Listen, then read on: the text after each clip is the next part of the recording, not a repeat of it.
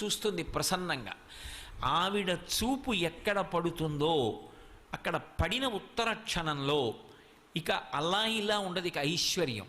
అది ఉత్సాహం కానివ్వండి, సంతోషం కానివ్వండి, పూనిక కానివ్వండి, అక్కడ ఉండేటటువంటి సంపద కానివ్వండి, అవన్నీ కూడా అంత పుష్కళత్వాన్ని పొందుతాయి, అంత సంతోషంగా ఉంటుంది.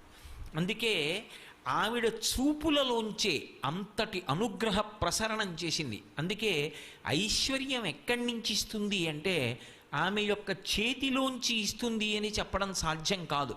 అందుకే లక్ష్మీ కటాక్షము అంటూ ఉంటారు. ఆవిడ చూపు పడితే చాలు, ఒక్కసారి అలా ప్రసన్నంగా చూసిందా, ఇక అక్కడ ఎంత ఐశ్వర్యం ఏర్పడుతుంది అనేటటువంటి దాని గురించి చెప్పడం ఎవరికీ సాధ్యం కాదు. అయితే మీరు ఒక్క విషయం జ్ఞాపకం పెట్టుకోవాలి, నేను ఐశ్వర్యము ఐశ్వర్యము ఐశ్వర్యము అన్న మాట వాడుతున్నప్పుడు కేవలము నేను సంపద గురించి